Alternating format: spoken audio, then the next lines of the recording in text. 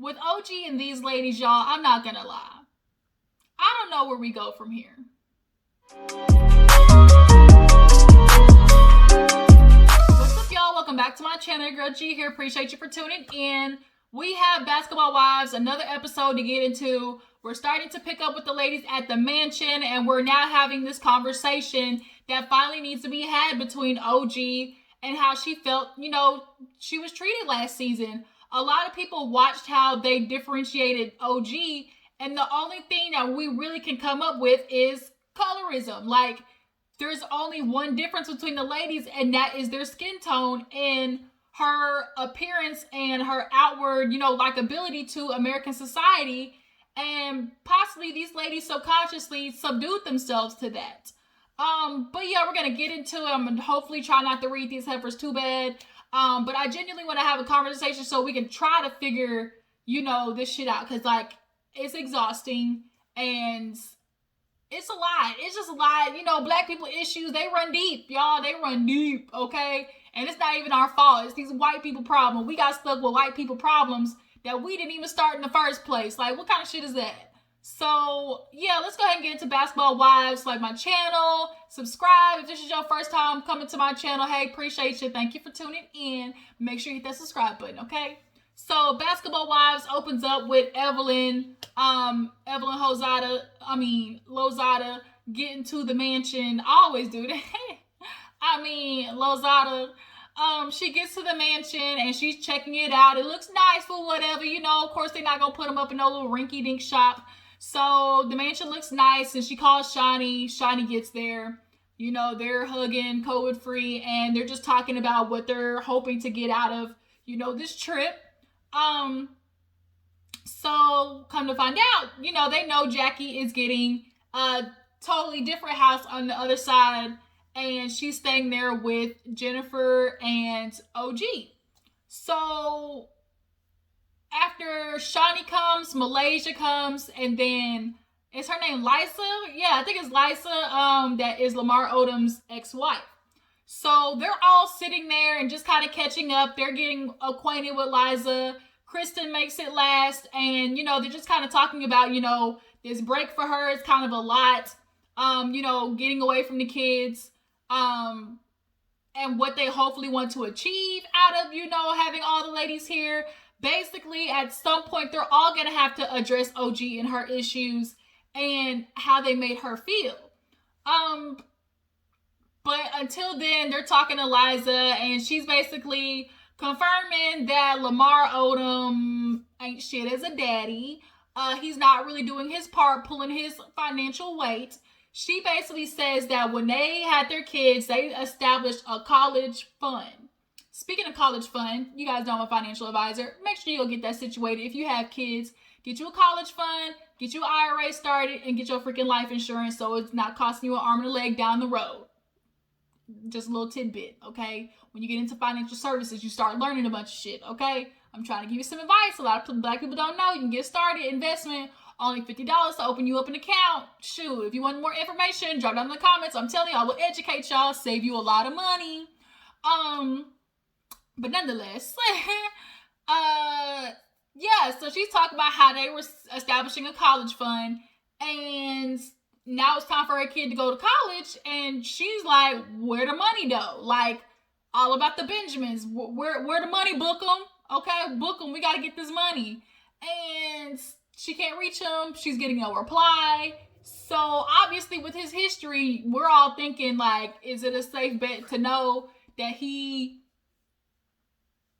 shot it up, peeled it up, drank it up, like sexed it up, all these types of things? Like, or is it, can we just go ahead and assume that? Like, cause Lamar talked about his obviously tumultuous past, and after dating Chloe, we know Chloe admitted that he had, a cocaine problem, that little booger sugar, that little white girl that smack be catching a couple of you little rich ones and it take you downhill. So I'm sorry, Lysa, I don't think you're going to be getting that money.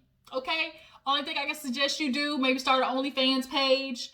That seems to be real popular, show a little something. Ask Evelyn how she got in the game. Shoot, I heard Evelyn start her little footy OnlyFans page, and she making bank off dating them little feet fetish people. So shoot, maybe get you a little pedicure and start joining Evelyn and her feet mirages and stuff like that. But Jackie, she's over there at the house. OG shows up. OG. I want to support you so bad, girl, but you're making it extremely hard with these outfit choices and these makeup choices and these eyelash choices. Am I the only one tripping, or are her eyelashes too long? Like, y'all, I really do not like those eyelashes, like, on her, nor a lot of people, but it's just, I can't. They just look like caterpillars on her. Like, oh my God. Like,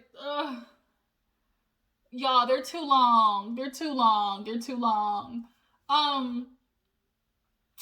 So she sits down with Jackie, and, Jackie's asking her, like, what she hopes to accomplish out of this and everything. And she's like, at some point I would like to talk to ladies and, explain to them how they made me feel, yada yada, try to get to a better place.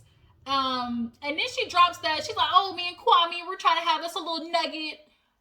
Bitch, you ain't engaged yet.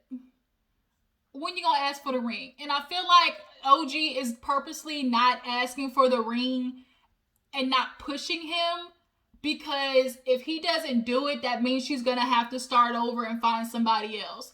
And I don't think OG's prepared to do that. She's been with Kwame clearly a long time, and when you get to the point in a relationship with a man where it's like, bruh, shit or get off the pot, like, and they don't do it, now you're faced with this ultimatum that you gave yourself that you really are scared to live up to. OG, I think, is scared to give Kwame an ultimatum of either you propose to me and make this thing for real, or I'm going, because she's got to start all over.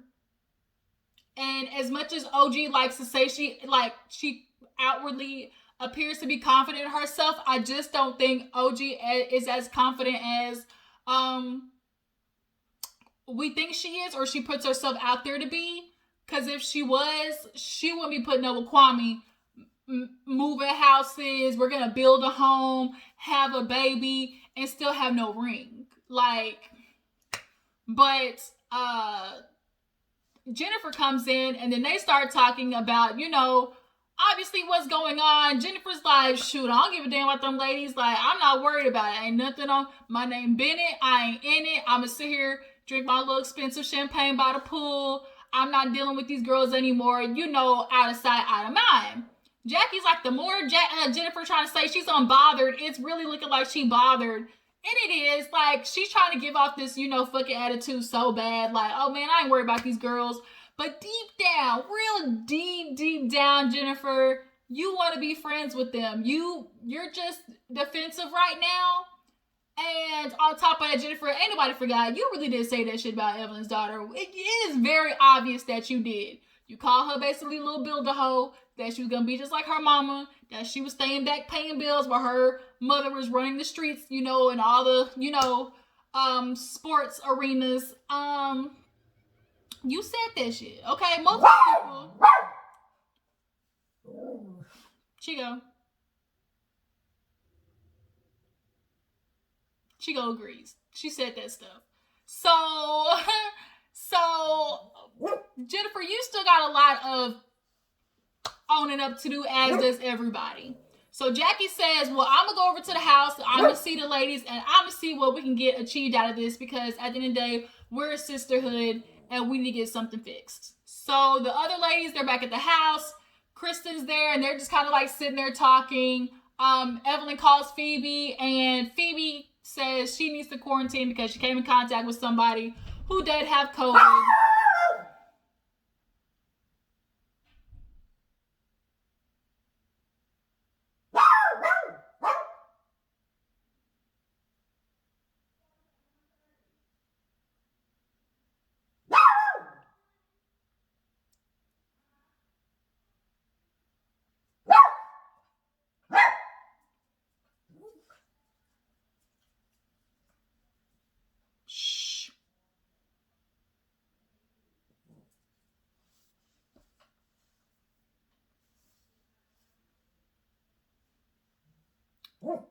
Sorry, y'all. Chico think he is a celebrity, trying to make himself known. What was I saying? Phoebe, she told Evelyn that that she came in contact with somebody who had COVID. So Evelyn went back and told the ladies, and they're just waiting for her to quarantine. Hopefully, nothing bad happens.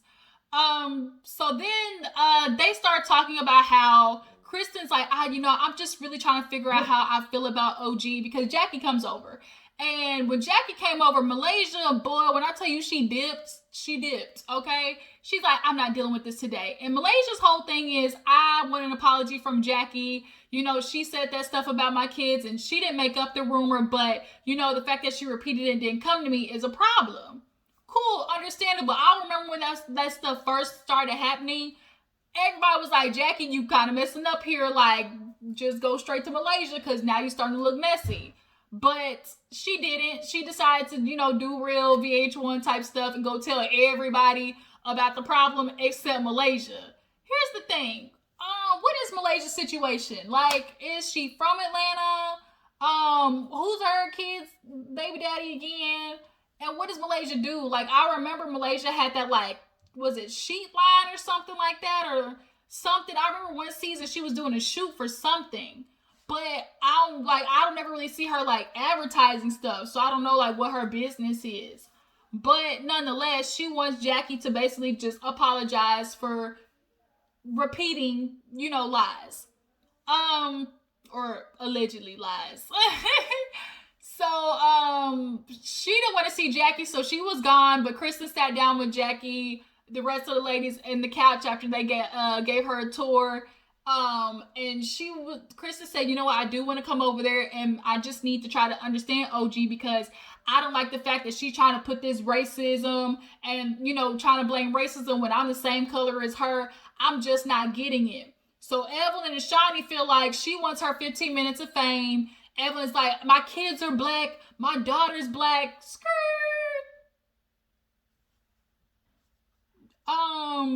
Evelyn, your daughter's not black. She's not. I'm sorry.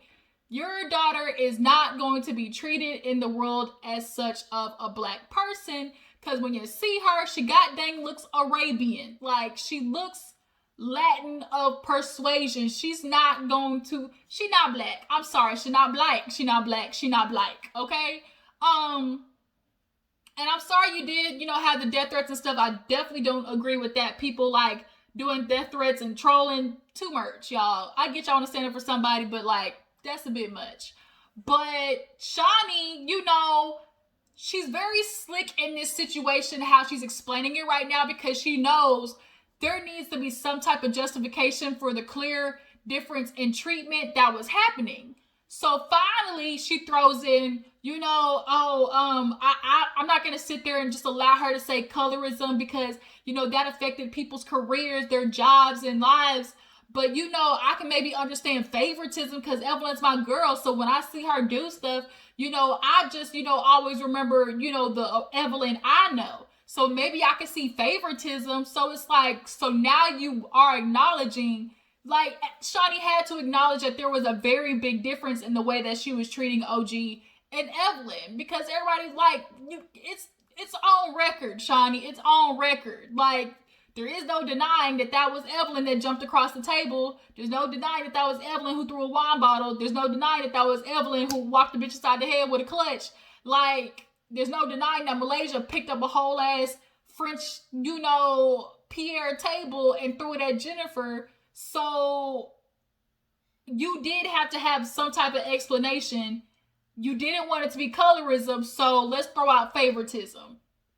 Cool. We'll dissect that a little bit more later. So Jackie hears all this stuff and she's like, Kristen, you want to come over and talk to OG? I think that's cool. You know what? We'll rock with that.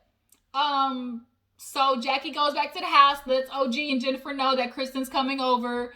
And OG, y'all, finally, she finally has a decent looking confessional look. The red dress with the ponytail. We got it. We got it, OG. Finally. We got a good one finally, okay? Like, that was decent. That brown color wig I did not like. When she first walked in the house, I did not like that color on her. No. It made her look ashy. I'm sorry. That's just how I feel. It was not good. but she finally got it right in the confessional. Jackie, she got on this goddamn denim jacket though in that confessional, looking like a real, New York subway rat wrapped around her neck on that denim jacket. No, ma'am. But Kristen comes over and, it's awkward, obviously. And she's talking to OG and she's like, look, I'm coming over here to try to understand, what it is that you are feeling with these ladies, because I am a dark-skinned woman and I'm not going to sit here and say that I experienced colorism ever in this group. And OG gets straight to the point of what a lot of us are saying, which is it's not just based on skin color. It's based on features. And Kristen, you got white woman features. You have a very westernized, Americanized face that people would deem as more beautiful. Girl, you are literally like, you're just black, but if you were to be white, if you tone your skin up to a white woman, there's no denying that those features would automatically fit. That's just what it is. So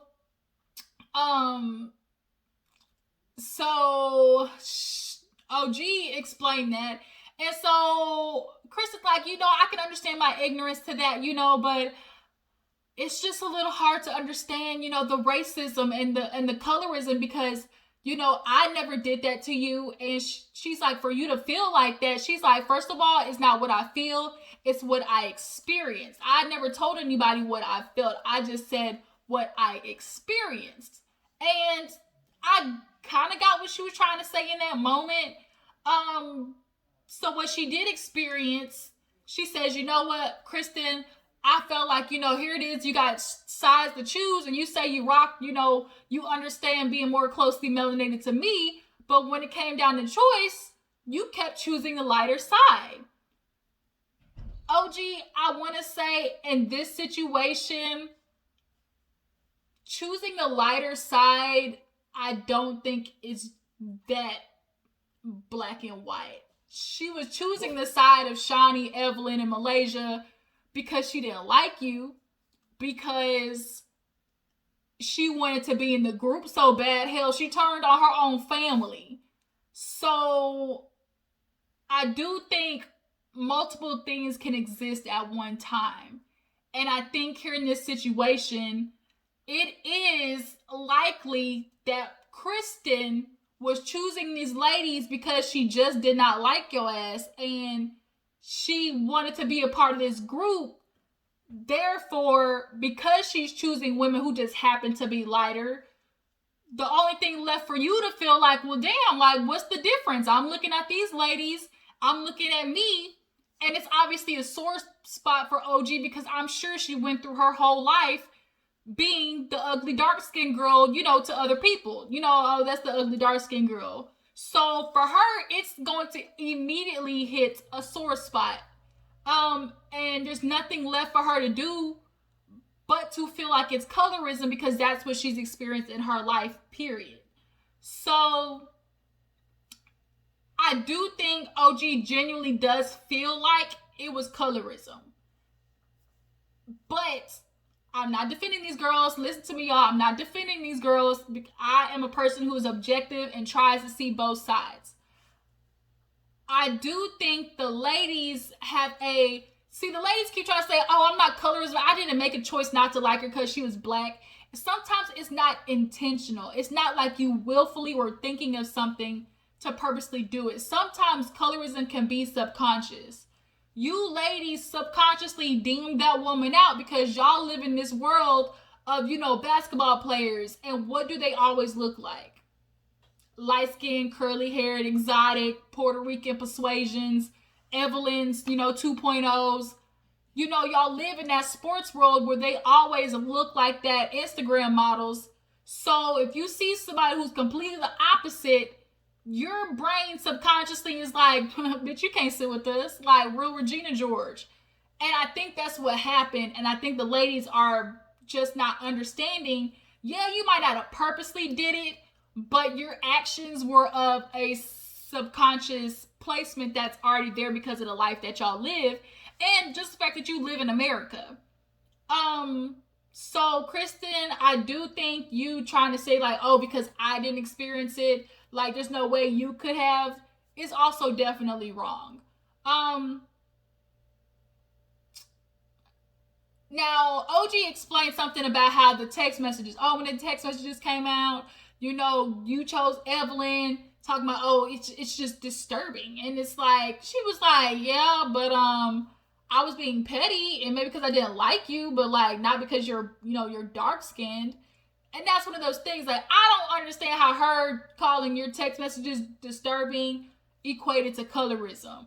Like, she called them disturbing because she wanted to be on Evelyn's side. Like, I feel like there are some moments, maybe they were off camera, or I'm trying to put these pieces together, y'all, because I really don't know where to go from here, because this is such an intricate conversation. OG genuinely does feel like it's colorism, because that's the only thing that in her head you can feel like, well, dang, like, what is the difference? I was aggressive. I wasn't aggressive. I did what the other girls do, but why am I getting sectioned off into, Never Neverland's reunion? But these women have multiple occasions, and this is where that favoritism and Shawnee comes in. And why, Shawnee, you don't need to be a cast member, okay? Stay behind the camera if you're going to keep doing that. So Kristen brings up the fact, well, OG, I've said stuff out of anger, and so have you. You talked about, oh, you're going to break my jaw. And she's like, yeah, but she's like, I only said that because you got a mouth on you. She's like, I do. And she was like, and I was just letting you know, you keep talking, I'm gonna break your jaw. And I was like, she's like, I can't see nothing wrong with that. And I was like, shit, neither can I. She gave you a fair warning. Like, if you got all that mouth, best believe sometimes that mouth is gonna write a check your ass can't cash. And I think that's just a lot of the times that honestly was what OG was doing. OG most of the time was telling the girls, you keep bucking, you keep feeling froggy, and you leap. I'm gonna be there, okay? And we can go one-on-one. And the ladies immediately took that as, oh my God, I gotta be scared. OG's gonna, kill me. It's like, but she ain't swing on none of you hoes yet. So why is she getting treated differently? So all of us can only equate to the obvious thing, which is, oh, they don't think she's pretty. She ain't light-skinned just like them. Is that it? So I think it is very clear that OG she's not in a real receptive space to hear from the ladies. We weren't treating you different because of your color, because in her head, that's what she's built it up to be. It's possible that both sides are so stuck in how they're feeling that they're not willing to meet in the middle and be like, you know what, I really felt this way. It may not have been, but that's what you guys made me feel like. And for the other girls to be like, you know what, I didn't purposely do it, but I can see how you would feel like it was colorism. I can see how, because of your experiences, why it would be that way. But Kristen, Jennifer bucks up. She's like, because y'all want to call OG aggressive. We've had girls throw tables. Kristen tried to be like, Jen, no. And then Jackie's like, nah, Jen, because I done some stuff, and they done definitely called me names. Jackie, you trying to ride this middle, but it's very clear what side you on. So Kristen leaves, goes back and dials the lady in on the little 411 about how her and OG basically didn't even come to an agreement. And Vashandi is like, I'm glad I know that, so I know where we stand. She's just not open to it, and there's nothing I can do about that. And then the ladies told Liza she need to get over Lamar. She's stuck on him. She really is. I think she's just stuck on the life.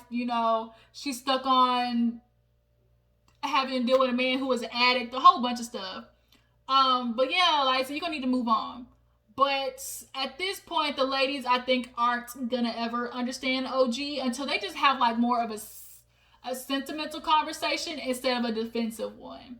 But you bitches get on my nerves. Period. I don't like Evelyn, and let me tell you something. I do not like Kristen with a passion. I don't like her almost more than I don't like Jennifer.